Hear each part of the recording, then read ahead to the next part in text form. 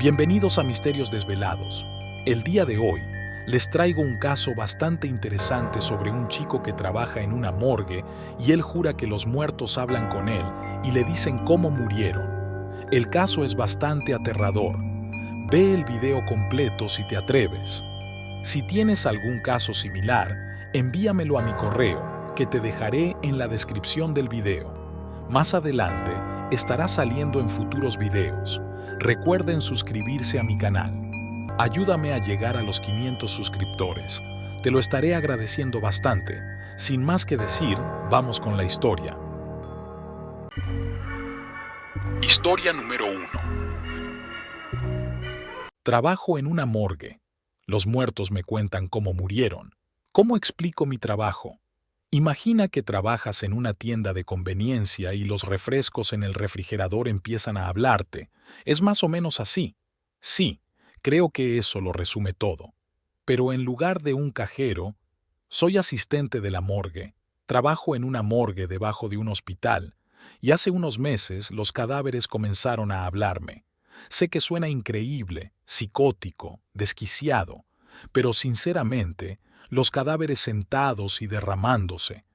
Sus entrañas ni siquiera son la peor parte. Son las cosas que me dicen las que me retuercen las entrañas. Supongo que debería empezar por el principio. Siempre he sido un buen oyente. Esa es una de esas habilidades naturales que puedes tener. Realmente no se aprende. Simplemente naces con eso. El hombro sobre el que llorar, el oído comprensivo, o cualquier otra parte del cuerpo que pueda ser un amortiguador para los pensamientos, deseos y miedos de alguien. Ese soy yo. Recuerdo que tenía alrededor de 12 o 13 años y teniendo conversaciones profundas y serias con mi padre, conversaciones que un hombre probablemente no debería tener con su hijo. Pero nuestra relación siempre fue diferente. Supongo que crecer sin una madre hará eso. Siempre fuimos más amigos que un padre y su hijo. Hablábamos de la vida de papá, de su trabajo, de cuánto extrañaba a mamá. Pero pensé que todo era para mejor. No estaría donde estoy ahora si no hubiera sido como lo hice. No habría sido bendecido. Al principio, ser manipulador de cadáveres era algo en lo que caí por completo accidente. Yo era joven en ese momento y apenas comenzaba la universidad. Mi entonces novia soñaba con abrir su propia funeraria. En un golpe de total genialidad y enamoramiento, decidí unirme a ella. Terminaríamos la escuela juntos y comenzaríamos nuestra propia empresa juntos. Una funeraria que fuera de los dos, ya saben, las cosas del romance. Al final las cosas no funcionaron entre nosotros, pero descubrí que, sinceramente, estaba fascinado por el trabajo. Siempre me habían interesado cosas así desde que murió mamá. Nunca fui alguien que se mareara al ver una herida sangrienta o un accidente automovilístico desagradable. La primera vez que trabajé con un cadáver, lo sentí tan natural como, bueno, escuchar los problemas de la gente. He pasado toda mi vida como una especie de caja de resonancia para las personas que me importan.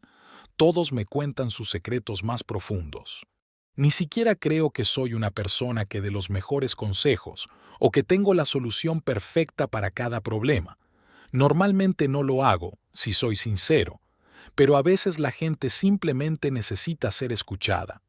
Sin embargo, últimamente, cuando se trata de trabajo, mis habilidades para escuchar han sido un problema.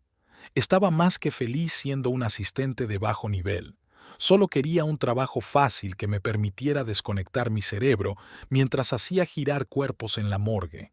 La atmósfera y el ritmo de este tipo de lugares me sentaron muy bien. Así comencé en este campo. Y es prácticamente donde termina la parte normal y bonita de la historia. Las cosas simplemente empeoraron y se pusieron bastante aterradoras y muchísimo. Había estado trabajando en un hospital en Santa Claire, trabajando con cadáveres durante unos 3 años cuando me pidieron que cambiara al turno de noche. Lo pensé por un poco. La paga era mejor, unos cuantos dólares más, y siempre he sido una persona nocturna. Entonces estuve de acuerdo y acepté.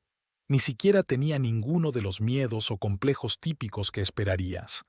La idea de estar solo por la noche con toneladas de cadáveres realmente no me asustaba en una ocasión. Eran las 3 de la mañana. Acabábamos de traer los cadáveres de un hombre y una mujer ancianos. Sus respectivas causas de muerte no me resultaron inmediatamente obvias. No hubo heridas fatales que pude ver. Entonces pensé que la vejez probablemente era una apuesta segura. Acabábamos de trasladar el primer cuerpo de la camilla a la losa. Estaba de espaldas a Dave, llenando algunos documentos sobre el anciano. Todo iba tan normalmente como era de esperar, cuando una voz atravesó el silencio y levantó una ceja cuando escuchó. Delicado, repetí, en un intento mediocre de lograr una voz de zombi. La mirada confusa nunca abandonó el rostro de Dave. ¿Qué significa eso?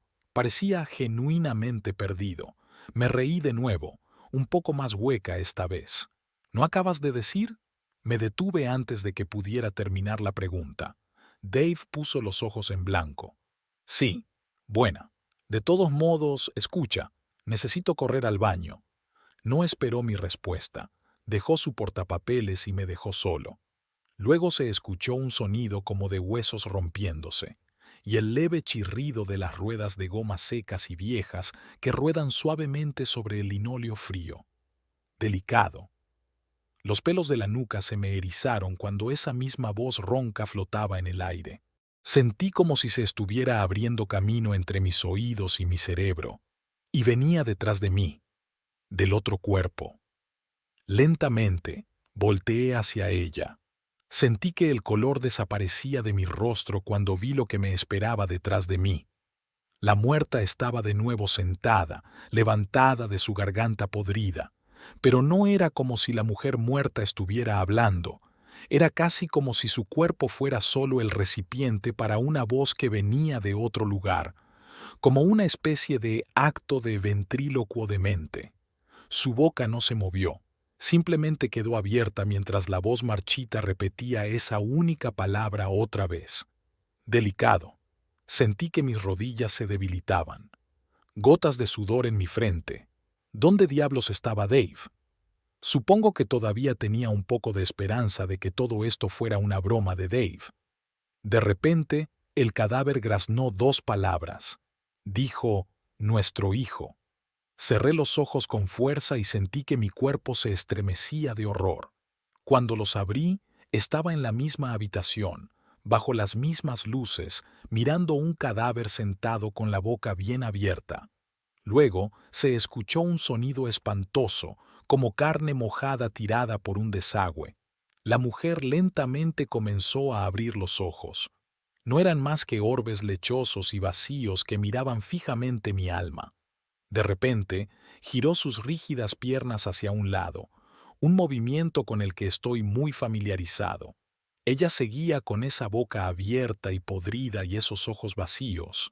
Sus voces se repetían una y otra vez en mi cabeza. Seguía diciendo, delicado. Nuestro hijo. No hizo falta Sherlock Holmes para darse cuenta de lo que implicaban los 2 cadáveres. Pero en ese momento estaba más preocupado por si estaba actualmente en medio de algún tipo de brote psicótico. Salí corriendo de ese lugar como si algo me estuviera guiando hacia algún lugar. Pero antes de darme cuenta de lo que estaba haciendo, la confusión mental que había tenido desde que salí corriendo de la morgue se aclaró un poco. Miré a mi alrededor para ver por dónde había caminado. Estaba parado frente al camino principal hacia la puerta de roble de una casa. Me dirigí a la puerta sin saber qué estaba ocurriendo. La golpeé 3 veces con el puño. Quería dar la vuelta y regresar a mi casa. ¡Demonios! Incluso regresar al trabajo con esos horribles cadáveres sonrientes. Esta noche se había transformado en una horrible pesadilla. Y sabía que cuando quienquiera que estuviera dentro de la casa abriera la puerta, las cosas solo iban a empeorar. Lentamente, la puerta se abrió, solo una grieta. Detrás de la puerta había un hombre de aspecto cansado, probablemente de unos 40 años. En una especie de alucinación, vi a la pareja de ancianos, los 2 cadáveres en mi morgue, pero vivos, dentro de esa casa. Ambos estaban acostados en la cama, ancianos y enfermos, esperando que su hijo los cuidara. Su hijo era el hombre que abrió la puerta frente a mí. Estaba frustrado y harto por tener que cuidar a sus padres. Lo vi colocando una almohada sobre la cara de su madre. Luego, una vez que ella dejó de moverse, él cruzó la habitación e hizo lo mismo con su padre. Los había asfixiado a los dos. La expresión del hombre cambió de la sospecha a la confusión cuando vio mi rostro vidrioso. Di la vuelta y el hombre cerró la puerta. Más adelante, me detuve y salté la cerca de esa casa de los ancianos de la morgue. Entré por una ventana, agarré al hombre con la guardia baja y le di un puñetazo, enviándolo tambaleándose de regreso al vestíbulo. Intentó decir algo, agarrándose a una mesa auxiliar para estabilizarse.